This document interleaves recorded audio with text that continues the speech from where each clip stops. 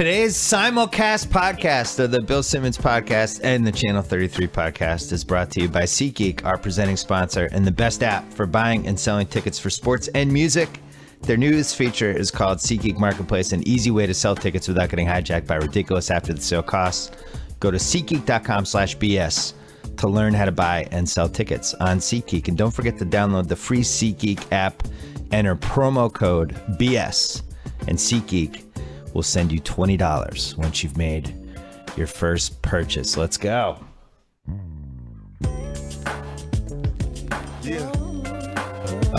Yeah. Hey. We're playing my music from my Bill Simmons podcast, even though we're simulcasting. This is maybe the biggest podcast simulcast of all time. Maybe because it's never been done before, but also because the topic is really important. That's Juliet Litman. We work together at Grantland. We're working together on our next venture. Later, she's going to be talking about Survivor and the NBA with Chris Ryan. It's like He's a grab sitting there bag. staring at us right now while working on his computer. We're going to talk about the challenge. I'm so fired up. America's fifth professional sport. You used to have a podcast with our friend Dave Jacoby, who tragically passed away a couple months ago. We were at his funeral. It was sad. No, he's not dead. He's very much alive. This was a big deal for us, for you too. We love the challenge. We did. We from when we created Grantland, June 2011. One of the goals was to give the challenge the proper respect it deserved as one of the greatest sports. I had it like neck and neck with hockey. I have hockey maybe higher. I think it's ahead of baseball for me now. Oh. I have it fourth. Baseball's fifth, hockey third, basketball, football tied for first. It's probably third for me. NBA, Bachelor, Survivor, NFL. Nothing else exists. So they're in Turkey this year. They did a wrinkle called Bloodlines.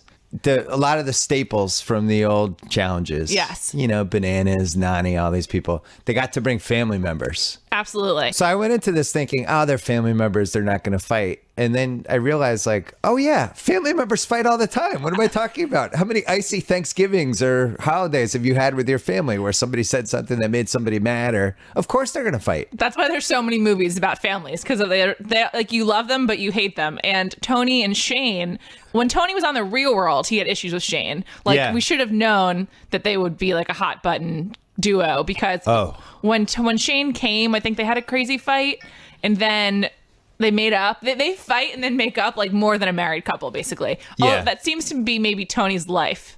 Tony is like an all-star for me. I am so happy he's here. Did you watch his season of Real World? He was on the Chicago. Of course I watched the season of Real World.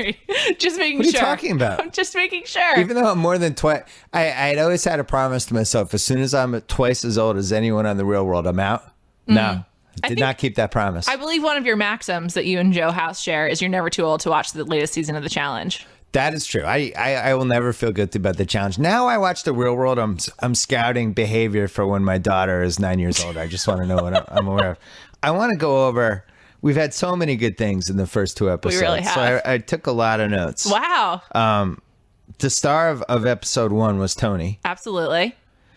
Is it? I don't want to say somebody has an addiction. I think it's just not a good thing to say about somebody. Right. He loves sex. He loves I think we can sex. say that. He can't say no to sex. Like if he was here right now and we were doing an interview with him, I feel like at some point he's making a move on you, even with the equipment rolling. Absolutely. There's no limits to his love of sex. Doesn't care. In his body of work, we've now seen him have sex with like 4 different women, I think. How many exes did he have come to the ex's house? 2. One he called Queen and one he called Princess, which was insane. As he was dating somebody that he met in the house. Yes, as he was dating Madison, who was the incredible. third. So him and Madison continued to date after the show.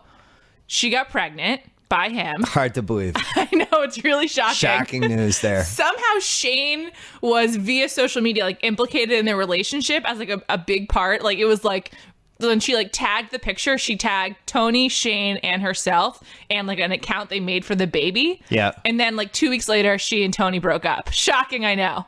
All unbelievable. Can't believe any of this. I'm assuming they broke up because of what happens on the challenge. Like, I don't know for sure, but it makes sense with the timeline. Like, maybe he'd be like, oh, the show's coming up. I have to tell her she's going to see in the first episode that within 5 minutes, I have sex with someone I don't know who just happens to be blonde. And that's why I like her. Yeah, it seems like any blonde is okay with him. But then this year we learned that, the blonde in the challenge, she was blonde. She was blonde and the end of her hair was purple. So it's like, a hint of blonde is all you need with Tony. What they should have done is stack the challenge with more blondes. They should have like 5 or 6 of them. He would have lost his mind. Absolutely. And then they try to make it seem like there was no coitus, but there obviously was. Like, it was just so bizarre. Just a little oral. I don't know. So he said, first of all, he made a big deal about about how committed he was to what's her name? Madison. And then this girl, Christina, who's ready to go. I think she knew, like, with her team, she wasn't going to be on that many episodes, so she wanted to get on the show in whatever way she could, or she just had too much to drink. It was one or the other. That was a great thing about the premiere, is that it seemed like they were drinking for like 36 consecutive hours. Great with move. Like maybe naps in between. There was no full sleep for at least the first 36 hours. Very smart. And then the meat of that first episode was them going to the club, which is every episode should be based around a club It scene. should be the spin-off episode as the season is happening, is just the club should be a half hour. Like the night they go to the club. I never feel satiated with the club. I always want more. Yeah. And this year they introduced GoPros for the club. Like they gave Amazing. Johnny Banana one. Well, which hold that because we got to talk about that. That's episode 2. So Tony, at some point, Christina's hitting on him, kind of working him, and he's like, I can't. I have a girlfriend now. Then cut to Tony saying, my hormones are raging. I want to like fucking bang you. It's gonna feel so good. It's like, what just happened? You just told her how you have to be celibate. My hormones are raging. What does that mean? That's amazing. I mean, Tony must just like, it's like a superhero where like, it's like when the Hulk, when the doctor becomes the Hulk. Horny man. Yeah, you just can't help it. And remember in the Hulk with Edward Norton, it's like when his blood pressure got too high or like his heartbeat got too fast, he turned to the Hulk so like he couldn't have sex. Tony's kind of like that, but instead of stopping, he just goes for it. No, instead he has the sex. Yeah. Exactly. I like that Tony's got a great corner because he obviously loves sex and isn't going to do anything that interferes with his own sex life, no matter what kind of commitments are in there. But the women know that. Right. And sometimes I watch guys get away with this in college and after college where it's kind of out there that, you know, they're not going to discriminate and it makes them more intriguing in a weird way. Well, it's sort of like low-hanging fruit. You just like go for it. Yeah, but also like I think the girls think, oh, this is maybe I'll be the one. Like I'll like he won't need to have sex with anyone else. Yeah, they're gonna rescue him, or they know the deal. Right. Where it's like, oh, this will be I'm in and out with Tony. Well, also it's important to note that Christina came from Are You the One, not from the real world. Right. So like the television romance is like her strength, I would say. Yeah. So like makes sense for her to immediately go for like the easiest person to sleep with who happens to just love blondes because that gives her a storyline. And it maybe makes her like come back for a second season or something. Would you say easiest person to sleep with or most ready? Because I think there were a lot of easy people to sleep with in that house. I definitely most ready. Most raring to go. Yeah. Like Tony's comes out of the bullpen, he doesn't even warm up pitches. That seemed like he was still awake. Like he had seemed like he hadn't stopped drinking. The sun was up when they had sex, I think. Well, whatever happened. Something happened in the bathroom. Right, sorry. When they had I let the challenge producers put in subtitles like belt unbuckling. It's like, oh, okay. Good. Belt's unbuckling. Well, maybe he's just peeing. Yeah, maybe. Although this was a move he pulled on the challenge. He went to the bathroom with one of the girls. On the Real World. I'd go bathroom exclusively for my hookups. Yeah, that's what they do. I mean, one time we had Frank Sweeney come by Grantland, and he like just kind of revealed all of the tricks. Bathroom tricks. Yeah, and that's how people like go to deny. That's stuff. what the Grantland bathroom was like. That's where everybody went. You just kind of knew, like, to stay away from that stuff. So, wait, we're not done with Tony because he also fought his gay cousin, Shane. It's his brother. Gay brother, Shane. Yeah. That happened. And Shane, Shane was ready. Definitely. I like Shane took it to him. It was a little like a 15 seed versus a 2 seed in the March Madness, but really went at him. Shane's making a name for himself. Like I see him getting invited back to the challenge, even independent of Shane. Of Tony. It's really good. Also, I believe they yelled, "It's a game!" Oh, Shane had the quote of this is a game! This is a game! If you make it into the trailer with just your voice, you're golden. Yeah, it was great. Great job by him. Tony also fought with Larissa and Nicole. Yes. Whoever the hell they are. I don't even know. One of my problems with this year, the challenge, is I didn't know who like 5 of the quote unquote staples were. Me neither. Because who watched Are You the One? I didn't watch that. And Dario and Raffio or whatever. Do you think Tony and Shane should have been kicked off for fighting? No, because Tony's too good. The producers were like, we should kick him off, but this is too good. Right. We can't kick him off. Bending the rules.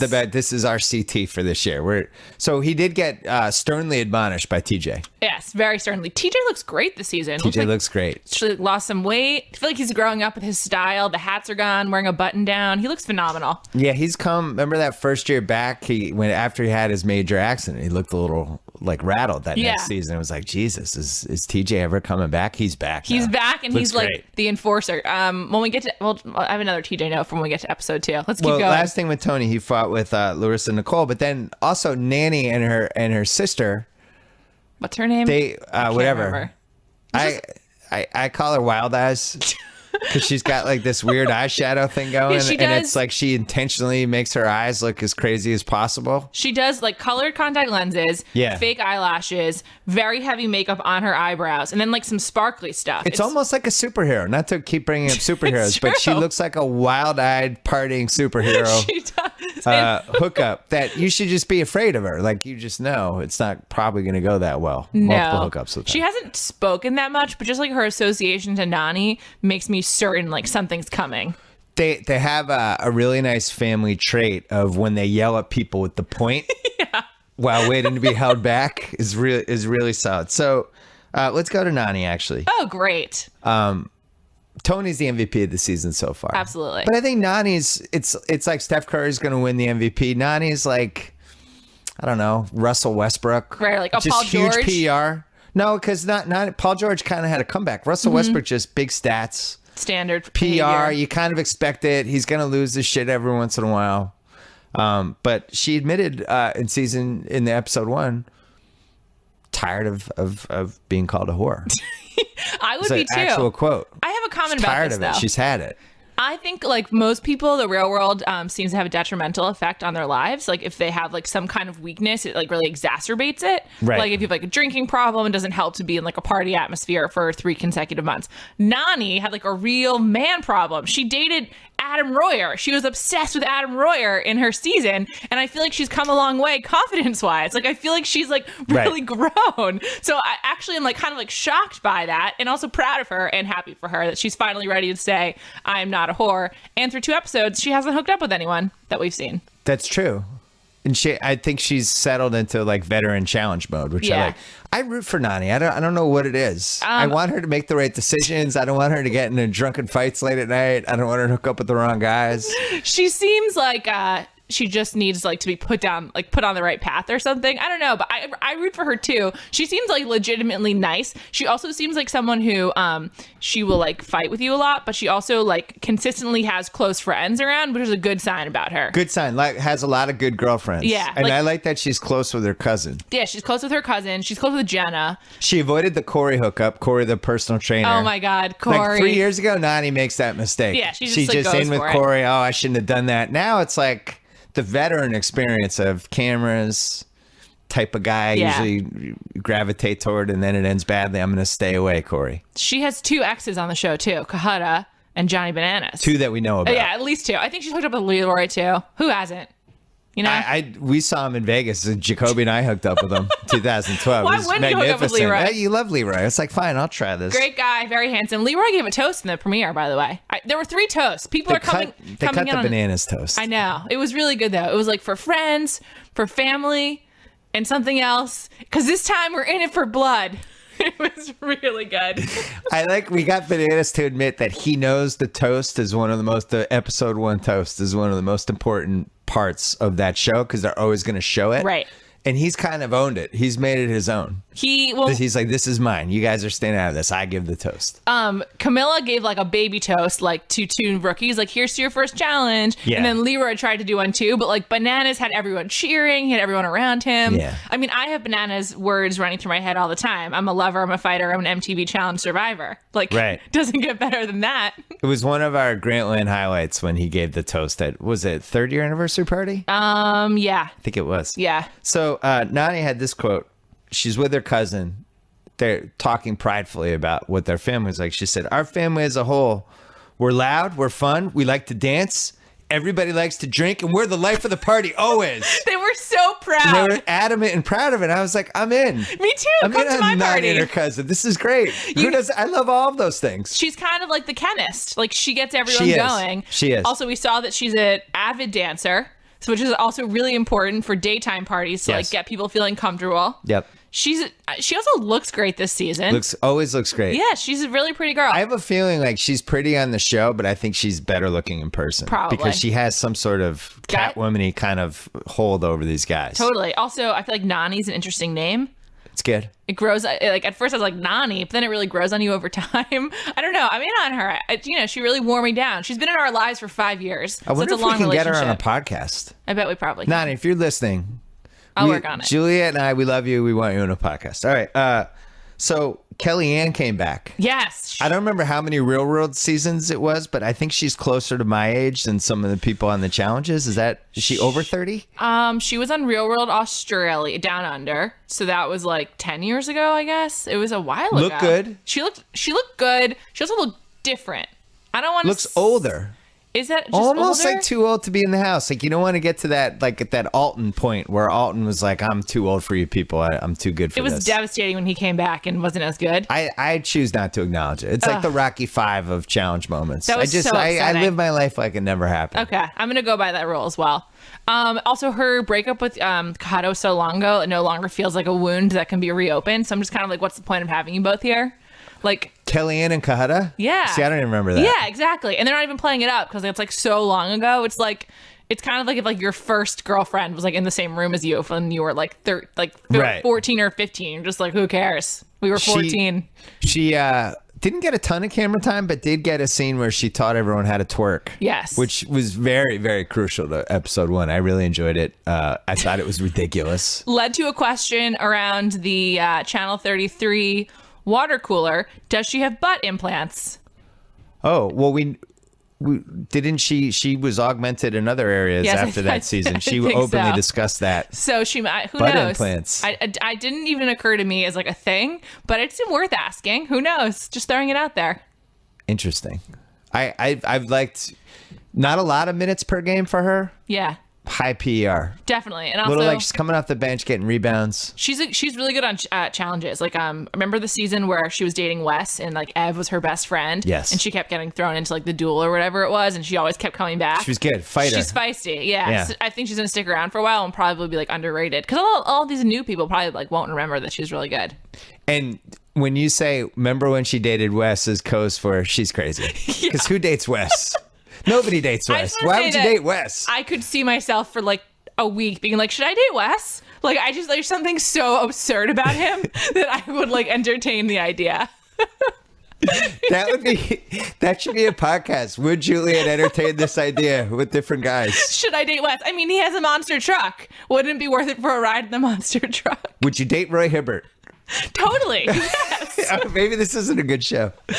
Kohana. Wait, Roy Hibbert's like smart and lives in LA. So what else do I need? That's true. And has a lot of money. Money. He pay for everything. He's really into TV. All right, Roy Hibbert. And he did some Mike Scherer. He did one of those shows, right? He's like friends with like the Parks and Rec dudes. All right, Roy Hibbert. It's out there. Kaheta, we should mention his cousin Jill. Oh, Papa.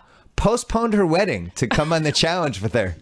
Is that the best excuse I've ever heard for postponing a wedding? I have to go on a ridiculous reality show and I'm probably going to get voted off in 2 weeks, but I have to postpone the wedding. This is like Runaway Bride, the sequel. I have to go be on the challenge. Can you imagine like her family? Like, are you going to Jill's wedding? No, it got postponed. Why? She's going on MTV The Challenge in Turkey. If you're her fiance, how do you accept that? Aren't you just like, okay, it's over then? Like, if you'd rather go on the challenge, It's over. The only thing worse than going on the challenge and postponing your wedding would be then hooking up with Tony. Oh my on God. the challenge and then coming back and having the wedding. If they hadn't gotten eliminated, it was certainly in the cards. She was cute enough. I don't know. Seemed like Tony could get down with her. What about when Anessa? We should get to Anissa and her Jenna's cousin, Brianna. Anessa just threw her under the bus and said she wasn't cute. That's always tough when that's on camera. That's a tough one to apologize for. That's a tough one to A girl apologize calling for. another girl just she's not cute, point blank, not even like arguing it, and then you see that on TV. That's tough. That's the classic. She's really skinny, but insult. Like you need to classify that like. You need to like point out the fault because she is like really skinny and petite. So it's sort of like, well, let's just like look at her face only, but like she's not that cute. Really tough to do that to her cousin. Even if they're fighting, like at the end of the day, they're going to make up. So like saying that to Jenna is like, that's really like quite mean and a bold move. It was double mean. Yeah, you're insulting the family member and you're in like, so Corey, the personal trainer, hooked up with Anessa. Anessa looks good this season. She looks great. She's been very up and down over the last 15 years. She's been in our lives for 14 years. She was on the Chicago season. Which had our friend Kyle Brandt, who ended up working for Jim Rome. I mean, and now, I mean, it's like a million years ago when he was on that. Also had One Night Stand Kara on that, or Carrie on that. It was Kara. One Night Stand Kara, who she had to like warn her family. Was that her nickname? No, it's just what I call her. God. She had the one night stand. I was so worried about her family finding out. Oh, that's right. I always called her the Jackie Robinson of bedroom cameras. That was the first season of the bedroom cameras, and she basically broke the camera line, bedroom camera line. She's like, oh, those cameras up there, I shouldn't. I gotta have it. I'm gonna do it. I don't care. They won't show this later, right? It's like, oh no, they're gonna show it. That is one of the most underrated seasons in my opinion. Gave us Anissa, gave us Tanya, gave us the one night crazy stand. Tanya. Yeah, it gave us so much. Also, what little known fact about Kara? I know what you're gonna say. Former girlfriend of Jamie Horowitz, Fox Sports 1 executive.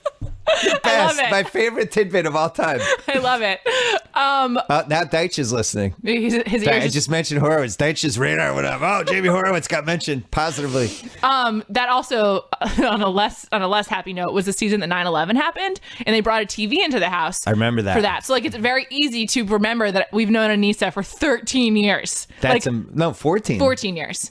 Yeah. It's amazing. And her hookups have, if you made if Kurt Goldsberry made a shot chart of her hookup types, I don't even know what it would look like. She was a lesbian on The Real World. She was lesbian. She was straight. She was a lesbian again. I think she just loves all people. When they did exes, Rachel was her ex, remember? Right. But it's not even just like a bisexual thing. No. It's like she has no type. She's open to everyone. It's beautiful. If we sat around and we were like, what's Anessa's type? There is no type. It could be anyone. It's 2 arms and 2 legs and a head. Maybe that should be the podcast. What's your type? And we start with Wes, move to Roy Hibbert, and like try to find the happy medium. But Anessa's another one. Like I think she would be a great hang. Oh, totally. Like if she was here in the podcast now, she'd be hilarious. She also, like if you're willing to insult someone's cousin and say she's not that cute, like you're fun at a party. Like that's all I need to know. You might be mean, but you're fun for one night. Yeah. Cousin Vince. Yeah, I liked this was a great moment where Johnny was like, "This is my cousin Vinny," and Vince is like, "No, you can call me Vince." Right. Like Johnny was like trying to turn it into a bit, and he was like, "No, I'm Vince." It was like if somebody called Vince McMahon Vinny, and he was like, "No, man, I'm Vince." I said, "No, you're okay." Cousin Vinny, I guess, doesn't work, but cousin Vince is fine. Yeah. Personal trainer, Corey, also a personal trainer. There was a little personal trainer. Corey is fascinating. Semi beef, which I thought was, and then they got into it and. Somebody, I think Anessa said to Corey, like, he's just jealous because he knows you're a better personal trainer. Your body's better. It's like, yeah, that's what it was. That's the only reason Totally why. What it was. And nothing to do with any other factors. We're going to get a Vince eruption. I have a feeling it's coming. A Vince eruption? I think it's almost one word. Yeah. I think there will be like a moment. Like Johnny knows who to bring on the show. By the way, if someone was like, bring on a family member, I wouldn't... cousin. Everyone's so close to their cousin. What? Like I have great cousins, but not coming on the show with me. Like obviously I'd bring my brother. Who would you bring? My brother, for sure. I would bring my mom. Huh. Because my mom she'd have like 2 bottles of wine and then just derisively start picking everyone apart on the show. And then they'd get mad at me and I'd be in a lot of scenes. She's like, this Inessa, I don't know about how she dresses. I think my brother would try to coach the people he would see as wounded. He would try to give them personal advice of how to do better, and he would No, you wouldn't bring your brother on. Yes, I would. No, because he'd be too worried about the legality of everything at all. It's like, Juliet, don't say that. Don't say that. She can sue you. He'd be constantly scared. I think you should bring Jacoby on and pretend he's a third cousin. Interesting. Well, maybe I'd be like, this is my cousin. This is my cousin Dave Jacoby. Yeah. Do we think there's any fake family member on this show? Ooh. Yeah. Interesting. Yeah. Well, Corey's family member is a different race, so that's an easy one to point out. To be like, huh? Or I don't know. What would they do if it came out that it wasn't actually the family member? I feel like they should be rewarded. It's good for you for getting that done. You gamed the system. If anyone's gonna do it, it'd be Johnny. Bananas would be like, okay, I'm just gonna say you're my cousin. No one's gonna check. Just come with me. I know. I wonder if they have their own fantasy league. Johnny, he knows he can win. There's no question they do. So he knows he can win. So he has to set different personal goals. This season, I'm gonna do X or Y. Well, Johnny's also so smart with this stuff. I guarantee he brought cousin Vince on and said, look, I'm going to let you do this with me. You have to get in 2 altercations during the show. Absolutely. And I don't care when they happen, but there's got to be 2 times this year where you have to be separated by 25 people. Oh, definitely. Or you need to you need to berate some woman verbally and have a big cross fight. a couple lines or I'm not bringing you. One more person. About his GoPro for a second? Johnny's GoPro? Yeah, I was about to get to that. Oh, great. I want to save Jenna and Brianna for the end, and then we have to go to you and Chris. Okay. Cara Maria, she hooked up with Thomas in the van. Yeah. And Thomas called it rock, paper, scissors. I thought that was funny. Very good. I liked it. I have a soft spot for Thomas. Oh, I thought you were going to say I thought you had a soft spot for rock, paper, scissors. I was going to get frightened. So they have the GoPro, and I don't know if they knew about the GoPro. No, they didn't. And they showed footage that made it pretty clear that she wasn't adjusting his seatbelt. No. And I got the feeling it wasn't that. I also want to say Cara Maria has really grown on me over the seasons. She's great. She knows who she is now. She's great. She's battle scarred. She's so much fun on the show. If I'm Thomas, I'm terrified of Abram. Abram will he will fight him if he finds out. Abram got kicked off the road rules for fighting, and won the fight. It's a good fight on YouTube. It's one of my favorite road rules, probably the greatest road rules moment. That guy antagonized him, then Abram just knocked him down. He just lost it. And also, doesn't he have self-inflicted burn scars? Abram is legit scary. Yeah, he's So Thomas, run for cover. There was a quote. I like how Thomas, being a tennis player, factored into whether or not you want him in the chat. You want to face off against him. Barring a tennis player. Yeah, they were well, he's a tennis player, so he's a competitor. Yeah, but barring Roger Federer, I don't think I'm scared of a tennis player in the challenge. Do you think Banana invented the GoPro idea? Interesting. Do you think he came up with that, or they told him? Because if he invented it, add this to the legacy of the greatest challenge, the Babe Ruth of challenges, Michael Jordan of challenges. Absolutely. I think he's already there, but I wouldn't be surprised. Wow, if you think he's already there? Just throwing the gauntlet at CT. I kind of do. We should do an all-time Mount Rushmore of winners. CT did drag him like a rag doll that time. Yeah, that's true. That's tough. That's tough for the Bananas legacy. It's almost like with Jordan when he lost to the Magic that year with Penny and Shaq, and it's he kind of pretended it didn't happen, but it happened. It's true. We can't get rid of it. And there were so many dominant winners before that, just pure athletes that we kind of forget about.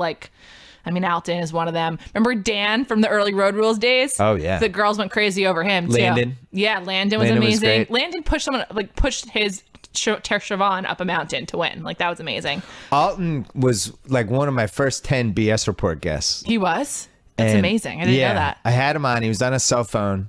Didn't really know what a podcast was, and then about 15 minutes in, bought cigarettes on the podcast. He was like, hold on 1 second. He's like, can I get a pack of menthols or whatever? And it just had this whole cigarette transaction. That's incredible. And you can hear me going, are you buying cigarettes? Wait, so back to the GoPro for a second. Johnny on his Instagram is really into GoPro stuff, him wakeboarding or whatever. Yeah. So I actually wouldn't be surprised if he asked to bring it or suggested it. He Very should get smart. a producer credit at this point. Cara Maria, I'm gonna bleep myself. I don't want to keep saying F-bombs. Cara Maria explaining the rock, paper, scissors moment to the cameras after said, I will do anything I can to make this final, and I will F my little butt off. It's a quote. She has a boyfriend. She's a boyfriend. Like a long-term boyfriend, several years. That is a complicated relationship. Oh my God, I can't even imagine. I'm just trying to picture what chain of events would have led to my wife before she became my wife saying that, where I would have not broken up with her. None? None. The answer is none. Yeah, the answer is none. Well, before we get to the stars of episode 2, the episode 2 DVR recap. You know when you press the info? Here it is. Players must face their fears. One team begins to crack under the pressure. Personal attacks lead to an emotional meltdown.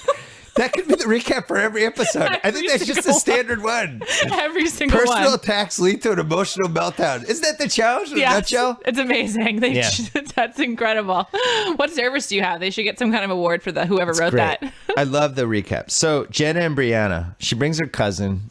They end up in the challenge the first time. Jenna fights and wins. Brianna doesn't really like it. She's total wet blanket.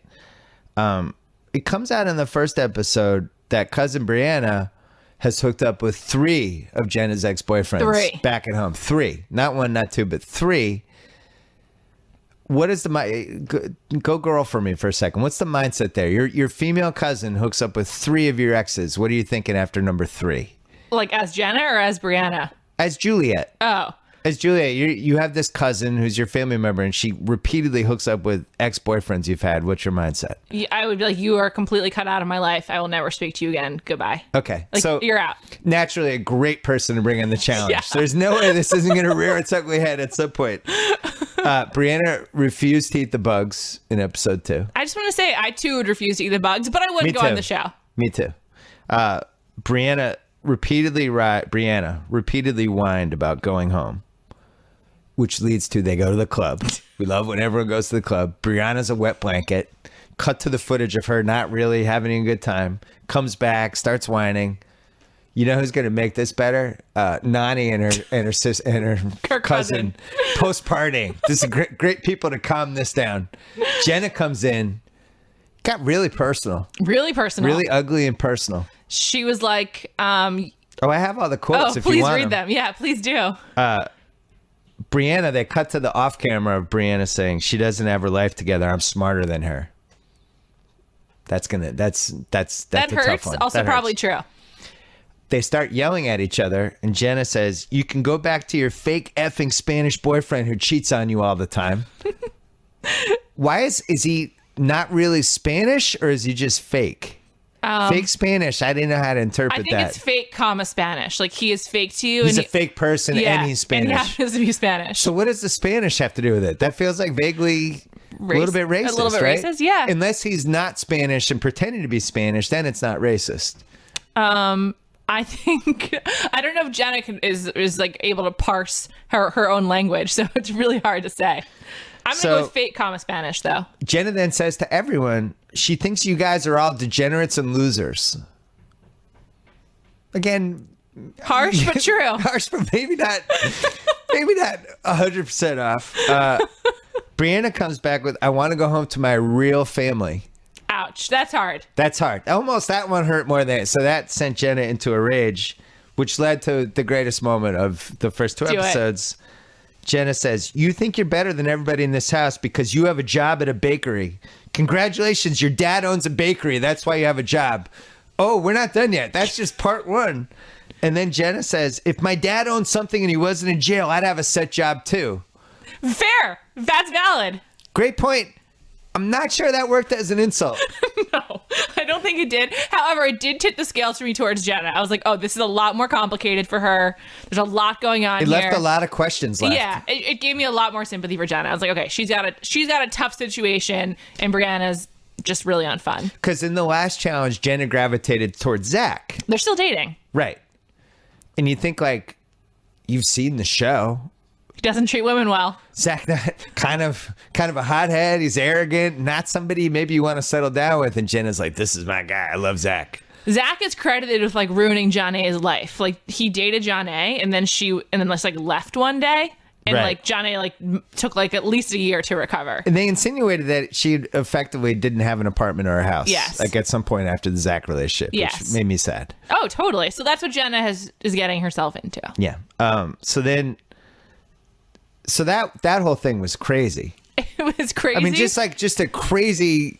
She's insulting her, but also insulting herself, but then also insulting everyone in the house by saying, this girl thinks she's better than you because she has a job in a bakery. Right. Like, that's the trump card? I work in a bakery. It's like, I'm way above these guys. I work in a bakery. I mean, it's a family business. It's a family business. Good for her for getting involved. So then Jenna's like grasping for terrible things to say and comes back with, she's not done yet. She goes, her boyfriend is only back with her because his ex-girlfriend has short hair. I don't even know what that means. What does that mean? That was amazing. What does that mean? I guess he doesn't like short hair. This guy sounds great. Sounds like a winner. Hold on, there's more. And then she goes, she gives a shit about the kid who buys her ice cream every other effing day. Oh, that's her boyfriend. The ice cream part is like, does she love ice cream? So here's what we know about the boyfriend. Fake Spanish. We don't know how to interpret that. Fake Spanish or fake common Spanish. Hates girls with short hair. Likes hooking up with girls who also hooks up with their cousin exes and buys ice cream every other day. Not every day. Not every other day. Is it like a ice cream stipend? Is there like a hard cap on how much? You don't certain flavors? You want to go too far. You want it to feel special, but not totally. So the whole scene was magical, and there was a lot of separation. And I think Nany has probably been involved in more either hold me back or I'm holding somebody else back incidents than anyone in challenge history. She's always in the middle of, she's somewhere in either yelling or holding back the one who's yelling. She's in the mix. She's kind of like not player coach, but like referee player. She kind of she wants to be like playing both sides, right. Kind of. It's great. She knows where the cameras are going to be and gets involved. Absolutely. Bananas used to be like that. Now he's just kind of amused on the sidelines. Yeah, he's a little over it. Yeah. I think he's also kind of like waiting for the second half of the season. Like he knows he can coast, and then he'll like turn it on. And he'll dominate. Here's how I think Jenna should get, because the way this was left was Brianna might leave, she might not. She's not happy in the house. So here's what I think Jenna needs to do, and then I'm going to turn it over to you and Chris. Okay. I think she needs to hook up with two guys in a row, two back-to-back nights, two different guys, and then Brianna will want to stay because she will then have to hook up with those guys. That's so smart. It's kind of like throwing bait at a fish. Yeah, exactly. You're just throwing the fishing rod in the water. Be like, oh. Or even she could lie. She could tell her like, oh, I made a huge mistake last night. Brianna's like, what? She's like, Tony took me into the bathroom. Well, I was going to say, let's dye her hair blonde and let's get Tony involved.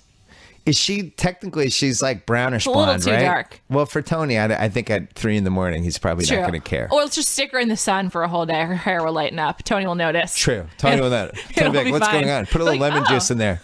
So yeah, all she has to do is tell her cousin that she's hooked up with somebody in the house, and that at least keeps her there for 2 more days as the cousin then strategically tries to get the seconds. I wonder if they, so we know that next week's episode, they're breaking up into 2 teams where it's like the vets versus their family members. I wonder if that will allow Jenna to stay. Like so individuals will leave, but not teams, which will be better. Also, we got CT coming. We don't know how, we don't know when, but he's in the mix. I don't think there's any aspect of my life where somebody says CT is coming that I wouldn't be excited. Like it could be for the Star Wars movie. Like I'm not going to go see the Star Wars movie. Like CT is in. I was like, I'm going. Is he playing an Ewok? I don't care. Any basketball game, any sporting event, any award show. It's like the Golden Globes are going to honor CT. Oh, great. Okay. What if he hosted like the SAG Awards? He's on the screen. He could be involved. He should host something. Yeah. Who doesn't love CT? Who's like, oh shit, CT's on the TV. I'm going to turn the channel. You know you're going to get like at least one good soundbite. Also, you don't know what his hair is going to look like. It's always like up in the air, hair and facial hair. What kind of look will he come with? Yeah. His evolution's been amazing. It seems like all the muscle guys eventually just shave their head because it makes them look tougher. Yeah, and also just, easier upkeep. All right. We'll check in on the show again, right? Yeah. Before we get to Chris Ryan, we should mention that SeatGeek, who's the sole sponsor of this podcast. It's the easiest way to buy and sell tickets online. They have this new software. Yeah, we're winging this. This is great. Do it really easily. SeatGeek Marketplace. Yeah, SeatGeek Marketplace. We like messed around with it. It does seem like a good tool. It makes it pretty easy. It's really good tool. SeatGeek.com/BS. I think, or you can go to their app. BSPN too. Or a BSPN. Or you can go to the SeatGeek app. Yeah. And mess around with that there. You get some good stuff. But we love SeatGeek. And I will mention, SeatGeek sent me a hat. Uh-huh. and it's like the best hat I have. Really? Like really is. It's like it's gray with blue. It's awesome, and I actually think they should sell these hats somehow. I think we should figure out how to get these hats to people because it's really cool. It is a nice one. It's also like kind of a unique colorway. You don't see it very often. And my daughter liked the SeatGeek. They sent us some T-shirts, and she grabbed one of the SeatGeek really T-shirts. soft. So she's wearing it on Friday. Oh, the Simmons family is SeatGeeking it up. For Friday specifically? Is there a SeatGeek event? Friday is the day when you can kind of go casual dress. Oh, interesting. Let's just say some of the 5th grade girls have drawn my daughter's ire with their outfits. It's great. 10.5-year-old daughter judging people already. It's awesome.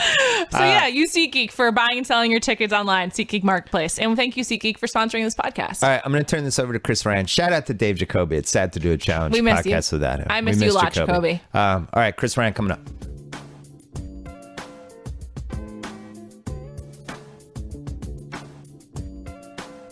Welcome, Chris Ryan. Thanks. This is kind of like a Channel 33 / Bill Simmons podcast grab bag, sponsored by SeatGeek. All praise due to SeatGeek. My reality TV juices are flowing, so can we just do a quick Survivor chat? Whatever you need. This is your day. Wow, that's really nice. You know who else's day it is? Who? Happy birthday, Dion Waiters! Oh my God! Happy birthday, Dion! I hope you have a lovely beach drink on Waiters Island, watching the sunset. He remains as frustrating as ever. However, he when he comes in, he just like does like 7 points in a row, and 12 points in 26 minutes. That's all you need from Dion. But like they're all bad shots, but he makes them. Yeah, it's just like, well, I'll live with that if there's a W. Speaking of islands, should we Survivor? talk about Survivor? Yeah. Okay. So when I had my reality TV podcast with Jacoby, we were in on Survivor, we were out on Survivor, and then we both were like, oh, we're in. We're gonna watch this second chance season. It's been phenomenal. It's been really good. I'm a latecomer to Survivor. Yeah, I've missed out on Cochran and Ozzy and Boston Rob and all the legends of yore. I just want to say that I really liked Cochran, but he's ghosting me. I messaged him to be on his podcast, and he never responded, so he's out. Has late 2015 been a season of ghosting? So, is it ghosting season? So much ghosting. It's crazy. I don't know, Cochran. Like, are you busy? Like, what are you doing? You do take it as anybody who doesn't respond to you in a timely fashion is ghosting you, though. This has been like 2 to 3 weeks. But to be fair, you put an enormous amount of pressure on yourself, because now if you don't text me back within 10 minutes, I'm like, she either dropped her phone in the toilet or it got hit by a bus. Yeah, I guess that's true. Because God forbid you ghost somebody if you were always calling ghost on people. I guess, but like, this is egregious, Cochran. Like, what are you doing? I don't know. Anyway, they're down to the final 7, and it's all these people who were supposedly voted back in on the show. An interesting thing happened on the show this week where one of them, they're like talking about strategy, and it's like 3 kind of like power players, Tasha, Jeremy, and Spencer. And they're like, we owe it to the fans to have the best people go to the end. No goats. Because we were voted in. GOAT is really problematic in competitions, because it's like GOAT, like, oh, the one who's like, you know, like a loser. Or the greatest of all time. Or the greatest of all time. I don't think that they meant the Kobe GOAT way. They didn't, but I just think that you need to remove GOAT as a pejorative term from the sports lexicon. So it sounds like this has been a season, because like I said, I have only about 5 seasons of history to go off of, but from what I hear, it's like this has been a particularly good season because there's been a lot of gameplay, but that there was like a long stretch of Survivor history where it was just an alliance would get formed early on, and that alliance would just run the table until the end, and then it would be kind of obvious pick people pro forma, but who would get it. But this season, it's just been there are no alliances and these like voting blocks that people talk about, like as if it's the Iowa caucuses or something like that. I think I missed the episode where they introduced voting blocks, I was like straight up not paying attention. Who introduced that terminology, and like what is that even supposed to mean? I think it was like either Tasha or somebody during like who just like referred to it as, and it kind of came up last night when everybody was like we, and so every person at Tribal was like, well, we might be on this, and it was like there was clearly, even though it didn't make any sense, it was basically like there are like 5 little 2 people groups within an alliance within the 7 remaining players, you know, and obviously Abby was not part of a we. And she also, that was just so weird. Did you notice that Jeff, his dimples are like the same size as his eye sockets at this point? I haven't noticed that, no. I'm sorry. I particularly noticed it during Tribal Council. Really? Which made yeah. Is like it mean his dimples are getting bigger or his eyes are getting smaller? I think both. Like his dimples are so deep that, and like his eyes I don't know, but it's like part of the aging process. Like Yeah. his eye sockets are like the same. It's really weird. It kind of makes him look like one of like the I don't know, like one of like the stone like idols they would use in the game. Maybe that's his destiny, is to become an immunity idol. I think I lost my mind after that challenge discussion. So anyway, back to This discussion is so chaste. I'm sorry. There's no discussion of sex potential people who love sex. Yeah. We never do get any sex on Survivor, yet it's been on for so long. Okay, so Abby was voted off last night. Right. And I just want to say that came as no surprise to me, because a month ago, I saw Abby at Ingo's Tasty Diner in Santa Monica, and she did not look like she had won $1 million. Interesting. Now, I don't even know how it works. Like, they don't know that they've won or lost yeah, yet, right? So the finale is when they find out. She knew at that point that she had not won. Right. Because she was on the jury. She was in Santa Monica. Yeah. Well, no, I mean, it's also not like they're like, you know, like on the island until the reveal, but Right. But like, just because if you're on the jury, you know it's like if you're in the final three, you could win. You don't know yet. But I think that they all tell each other who they vote for. Like, You think so? You know, they're not supposed to. Like, I know that they like sign confidentiality, so they're not supposed to reveal who they voted for in the final. But I think that, you know, if you're on the jury, you spend like X number of days talking about the game and like who you're going to vote for and like if you decided or not. So like I think you probably have a sense. And so you know, as soon as like one person finds out something, like it's you know, open season. Right. Anyone could know. I wanted to ask you a couple of things about last night's episode. For one thing, I know that you have a very hot take about failing in challenges. Oh yes, I feel that if medical has to be called on you at any point. So last night Tasha there was a swimming oriented challenge. Yeah, she almost drowned. Which was scary. And so if Tasha's almost drowning and they have to call medical on her, I just think she should be out of the game. It's like, you're not fit for this. The game is not called swimming. Right. It's called surviving. And she couldn't survive without medical intervention. So I think if you need some kind of outside intervention, it should just disqualify you from the game. But how does that match up with Abby, who doesn't try at all in challenges? That's a strategy. So that's a good strategy, but going all out and failing is like a worse strategy. I don't even know that Tasha went all out and failed, though. Like, I'm not sure. She seems like a competitor. Yeah, but the point of Survivor is like it's a multifaceted game. Okay. And there's several ways to play it. And if it's an inherent advantage if you're really good at challenges, like, and you can just like win them or whatever. And like rationing your strength and energy is like part of the game, and like people get mad at each other for like not working around camp because like they're just like resting or whatever. And so it's always at play. So I just think if there's any outside intervention, you have to go. Okay. That's a way of looking at things. I wanted to ask you this too. Jeremy is like obviously the Vegas favorite. I have no idea if he actually is or if Vegas takes bets on these. I bet they do. But I think Jeremy would have to be considered the Vegas favorite. He's got an idol. He has a great feel-good story, and you know, I'm rooting for him big time. I think people are rooting for him for sure. But has he been playing the wall a little bit too much and like not? Like, I think he is counting on the idea of getting to the final three and then having a tearjerker story. Whereas, I love my wife. Wentworth, Spencer, like they've been playing a little harder, right? Yes. And I just kind of wonder if Wentworth, Spencer, and Jeremy are the final three. I don't think it's like. I wonder if it just seems that way because of how Spencer and Wentworth talk to the camera in their one-on-one interviews. Okay. Because Jeremy is like acknowledged as a power player by everyone on the season, and he's like in all of those conversations about, you know, like who should we vote off next and all that. So I think that maybe he is playing a little bit closer to the vest, but he's had like a real connection to almost everyone. Like everyone likes him.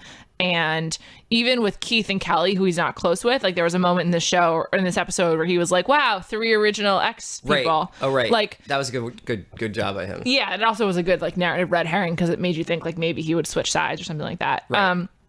So I think that he has played a pretty deft game, but just maybe like the way he talks to the camera isn't as good. That's a huge part of reality TV, and like casting is your edit. Yeah, is your edit, and also just like your ability to give sound bites. Well, all you guys have been saying like that if Jeremy doesn't win, it's a really weird edit. Yeah.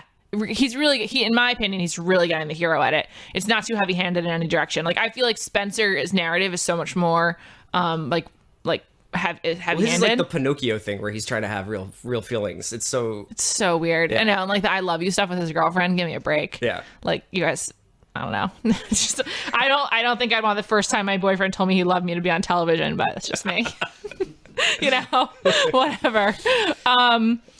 But Yeah, if Jeremy doesn't win, I think it'll be really strange. It's interesting to see who the final three will be like if they do go for people who will be hard to win against. Yeah. Like, at what point do the kind of strong players decide they need to bring like a weaker player with them to final three, and who do they pick? In a lot of the best seasons, like in my favorite Cook Islands, aka Race Wars, there was a big discussion of like, do these people like, who do you bring to the final? Because there could only be three, and like, who would it be easier to win against? And Yule, who ended up winning, my favorite winner of all time, he had to like decide on like staying true to his alliance, like who he thought he could beat. Although by that point, all four of them had pretty good stories.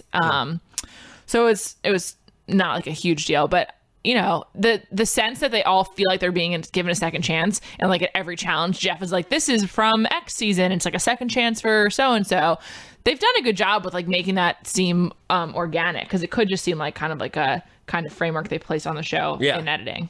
Let me ask you this too. You just mentioned how like there's just hasn't been that much sex on Survivor, not much hooking up. Do you feel like in the last few years, like when you've sort of phased out of Survivor for a while, was it because other reality television gave you like 360 degrees of like life on wherever like the set was that they were doing, and like it's just so much more raw and real, or like, you know, cartoonish? Yeah. Whereas Survivor is still pretty purely about gameplay. That's interesting. It really opens up a conversation with the evolution of reality TV.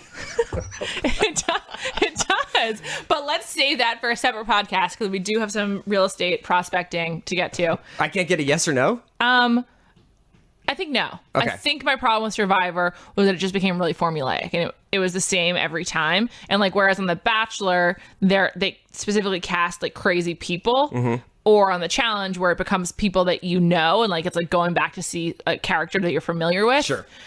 Survivor became almost too like perfunctory, and the people they were casting were so familiar with the game, as they say, and it just like lost its luster. Like they found a way to change that this season, which was really good, but like it just became like too much like, you know, just a game you're really familiar with not a lot of personalities. Yeah. I think also like there have been some huge personalities to come out of the show. Like you said, Cochran, Boston Rob, who met his wife on the show, which was like totally anomaly. And once in a while you kind of like get those characters like Abby Maria. Hasselbeck. Yeah, totally. Oh God. The world would not have Hasselbeck if it wasn't for Survivor. I know. And that's crazy. And she was also like, her persona on the show was so different than the person we know now. Yeah. But it's just amazing. I mean, it's really a testament to how smart their producers are and how much like care they put into that show. Yeah. They keep it going, and still so impressive. Let's talk about houses. Okay. NBA time. Yeah. This is like a mini Sources Say. Yeah. Well, let's keep it off brand of Sources Say. There's not a lot of NBA gossip going on right now. Like there's the front office stuff for the Sixers. There's like some Clippers. Do you want to weigh in on this on the Sixers in one sentence? I think that it's pretty convenient for them to have brought in Colangelo now because the dirty work is done. It would have been interesting if they had done this past offseason, but they are going to probably like at least have this best statistical chance for the number one pick.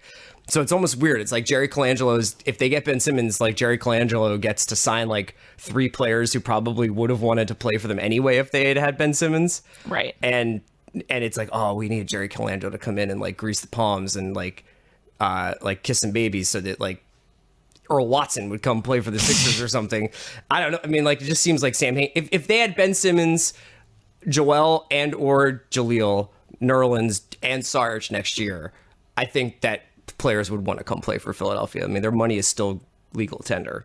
You know what I mean? Yeah, like, it's of course. It's this idea that Sam Hain alienated the entire world of GMs and agents, and that people were going to drive the price up and not want to come play in Philadelphia. It seems a little bit out, like, convenient narrative. Yes. Yeah. And now it's like, no matter what happens, Colangelo is going to get the credit. It seems like he'll either have like professionalized the organization, or he'll move Hinkie out and bring in his son or whoever to come GM. That's going to be weird. Are they selling the team? There's a rumor that that the Sixers owners, Josh Harris and his partner, want to buy an NFL franchise for London.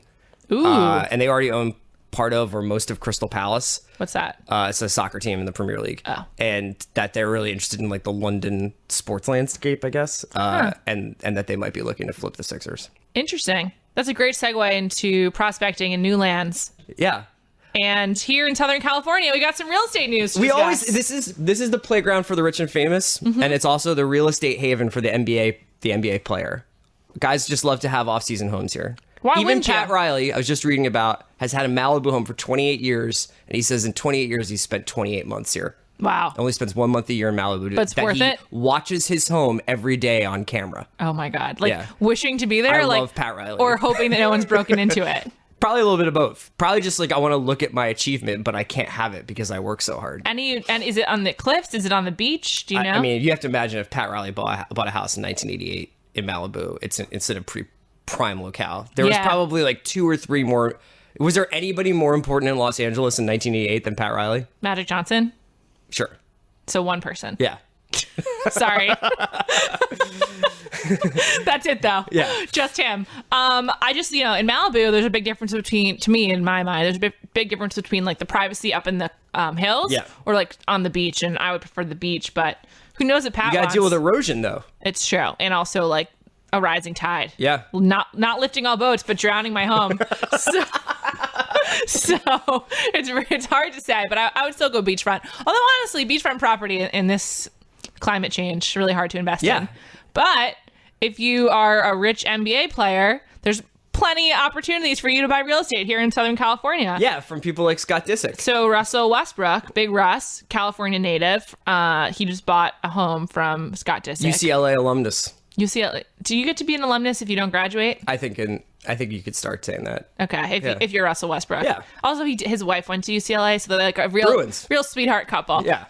I love it. Love them. And now I'm worried for them because I feel like they've bought a house from the Prince of Darkness Scott and allowed Disick? him to get a almost $1 million profit off of his investment. Okay, so Scott bought his house last year in Beverly Hills for like 3.5, and Russell bought it for 4.4 or 4.3, right? TMZ has the numbers at 3.7 and selling for 4.65. But Wow. what's a couple $100,000 between friends? Are you familiar with the program $1 Million Listing Los Angeles? I am familiar with the franchise. I don't think I've watched Recently, one of I think he's like the villain of the show, Josh Altman, was photographed with Scott Disick like in Beverly Hills, like leaving or entering a home. Right. So I wonder if he was the broker for this transaction. Oh, fascinating question. And I wonder if it will end up on the show. Probably. I don't think they're filming right now. It's probably not.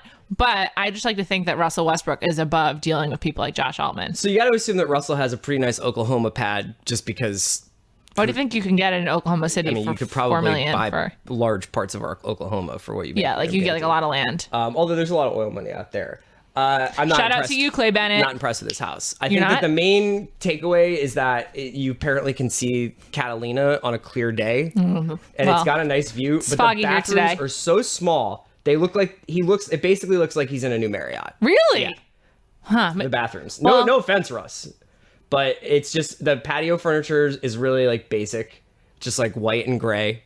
And So it's this like, was a straight up flip for Scott. flip for Scott, but I feel like Russell got jobbed. So he's probably gonna have to put some money into it. Oh, maybe he's gonna knock it down and go for an open floor plan. I think first of all, I've never been into open floor plans because if you're a TV watcher, you know that you need like separate spaces. Yes. Like you don't want like noise bleeding, and also like you just want to have the best TV experience. Like it's just for someone who's in a TV centric household that just doesn't work. Juliet. So, what? If you want a TV experience, why wouldn't you buy a house with a man cave? That's a great question. Maybe from someone like Tyson Chandler. Who just put his house on the market? I know. Yesterday.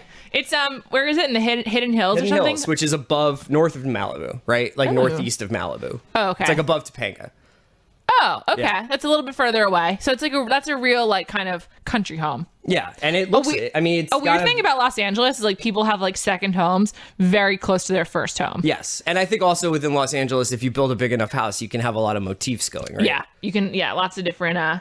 So Tyson themes. has like a man cave that has a kind of like a refurbished barn look. Like it's got a barn roof, kind of like what are those called? Like a vaulted roof. Well, I guess vaulted is just high, right? Anyway, but he's got a really nice couch that I've never seen before, where the top of the couch looks the same as like the seats of the couch. I don't really understand like what's going on here, but it's an interesting look. Oh, I The see. big So thing it's is that leather. Tyson- So it's like all this like leather upholstery. Yeah. It looks like a giant ottoman that was like turned into a couch, basically. Interesting. Like just refurbishing things. I personally just want to point out, I hope that whoever buys this house keeps the giant photograph, the blow up of the photo of Tupac spitting on reporters, which is like a weird thing to have. Like, I mean, I think it's cool if Tyson's went to Dominguez and like he's from LA and he wants to rep Pac, but that's just a strange thing to look at if you're watching The Affair, right? Sure. Do you think he watches The Affair? Well, this is my question. So Wait, he also has a really in his gym. He has like a banner of the Mavs 2011 championship win, but it's like a really weird banner. It looks like he like paid like his cousin to do a Photoshop of like the Larry O'Brien. Do you think that's because he's so mad at Cuban, he doesn't want to give the Mavericks any money? So he just like went rogue, did his own screen printing, did some airbrush. What I want to ask is that, like, let's say you are buying now. This man cave also has like a Wild West theme. It kind of looks like the Hateful Eight set with it's like detached saddlebags. Yeah, but if you were, let's say, a woman with a lot of money, and which you I were hope to buying be a one house, day, yeah, and you're buying a house, like, what do you do with a man cave, and what would the women's equivalent of a man cave be? What do I do with the man cave? Well, assuming I like get rich tomorrow and I'm at my own age. Yeah.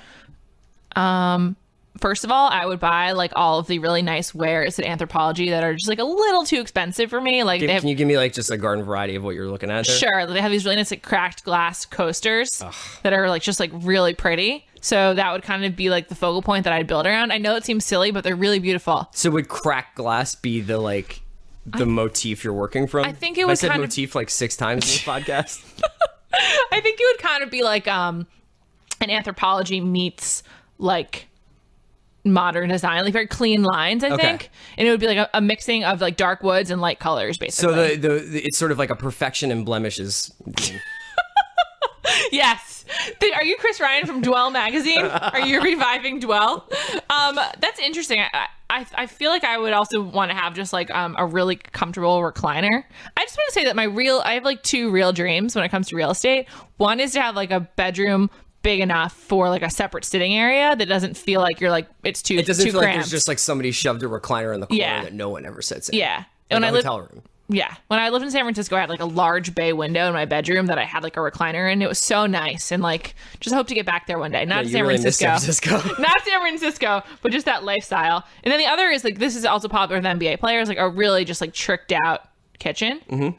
But they'd have with an island. They have gigantic islands. I'm more into a peninsula. Like I don't want something in the middle, but like I always liked a breakfast bar. I see. That's the thing is like I'm into a nook. I find the islands to be a little like you think you're going to use it, but you're often just in the way of people who are cooking and stuff like that. And third of all, have to say that I find almost categorically in NBA houses, but just in rich people's homes in general, the dining room is bullshit. Yeah, you never use it. It's like this long, like Downton Abbey table with like bad candles, and it's usually like dark brown and with like puffy white chairs or whatever, and nobody ever wants to eat there. No, it's like you do it maybe once a year at Christmas. You'll have like people over and do that, but like every other time, you're either eating at the island or eating in front of the TV. Yeah, or like I like a good eat-in kitchen, which is really nice. Yeah, I guess it's like in vogue to have like the gigantic island, but I would get rid of that. Also, it doesn't really like facilitate like mingling in the kitchen, which inevitably happens. And I hope to host a lot of parties, so my home will need to have a kitchen that's more conducive. A mingle kitchen. A mingle kitchen. You were doing some research and found out that. Well, this is just like it's like what is important in your life. That's what we're asking NBA players. Like, where are your priorities at? And Gordon Hayward bought a house. Not much like different in terms of price from Russell Westbrook's, and his is in. I think it's like right outside of San Diego. Yeah, it's a Hacienda style home in Fairbanks Ranch. I've never heard of that. It's 2 hours south of Los Angeles. Here's what I've heard about Gordon Hayward. I've heard that like he wants to like move back to Indiana as soon as his NBA career is done. Good for him. And this leads me to believe otherwise. Like, is this a vacation home for him, or does he have a gaming room? It's a 7,550 square foot with 6 bedrooms and 8 bathrooms, and it's got one of the nicest decks I've seen in a really long time. Wow. Seriously. But like, seriously, is there a gaming room? I just feel like I won't believe he's made it his own until I know about the video game setup and like the internet speed. It's a little dollhousey. Ooh, lovely outside facade. Oh, that is really nice. Spanish tile. Really, it looks like it could have been in the OC, basically. Yeah.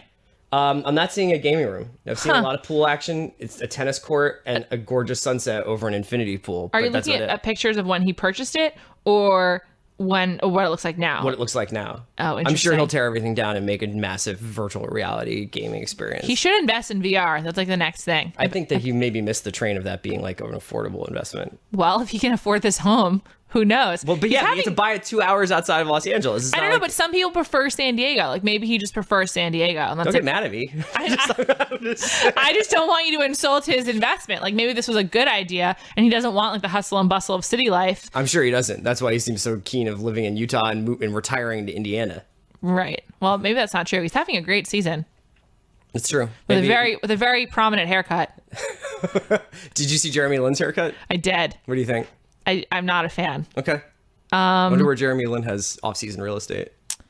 I wonder. Did you read the article over the summer about how he was living in like a 2-bedroom apartment in Santa Monica? Mm-hmm.